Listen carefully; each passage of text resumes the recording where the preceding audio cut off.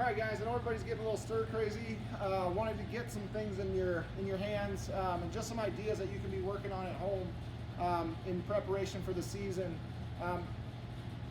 Everything that I'm going to go through today is going to require no tee, no baseball, nobody to throw. Just focused on movement. All of it can be accomplished just with a bat and something to kind of bang into a little bit. And I want you to take this stuff seriously. The reality is, this stuff, if we use it, if we commit to it and we use it well, will benefit you more, or has a really good chance of benefiting you more than sitting and taking batting practice and front flips. Front flips, by and large, we tend to focus on the results too much. Feel like we're having a good round of batting practice just because we're hitting the ball hard. When there's still a lot of work that needs to be done in terms of how you move.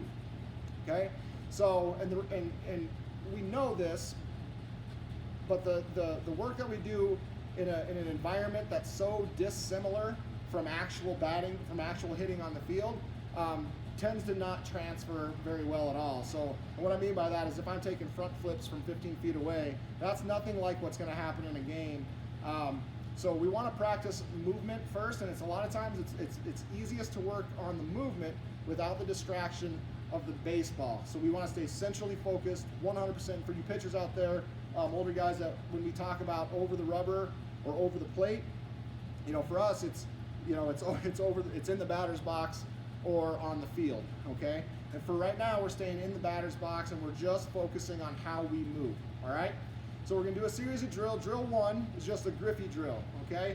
If you don't know who Ken Griffey Jr. is, look him up and watch how he moved. Okay, we're going to move through the lower half, similar to that, and all that means we're going to start relatively upright, okay? Because when we go forward, part of hitting is generating some sort of linear movement. Do we have to do it from an upright position? Not necessarily, but it's the easiest way to really encourage forward movement. And then we're also going to focus on separation with this drill, meaning as I move out, my hands move back. All right? So as we go through this drill, what we're looking for is we're going to start nice and upright. Okay, try to get athletic. All right, and we're just going to stride out and get into a good posture here. All right? Good posture is going to look like knees bent, feet nice and wide. I feel my glutes kind of grab. My glutes should be pretty tight from being in my legs. All right, and my hands should be separated back. All right, so if I stride forward, a lot of the time when we've worked on this drill in the past, we have guys who are trying to recreate the picture and not really feeling the feel of what we're trying to accomplish here. So be in tune with your body. I'd encourage you, with all the drills that we're going to do, I'd encourage you to videotape all of them. See how they look in comparison to people who do it right. Not necessarily me, but look up videos on YouTube and see guys who do it right.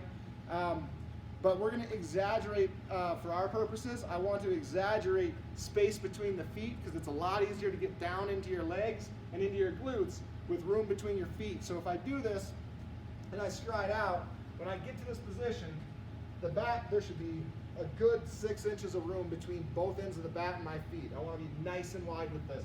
Maybe if you're not quite as tall, maybe a little bit less, but really, really wide with this and seated. Okay?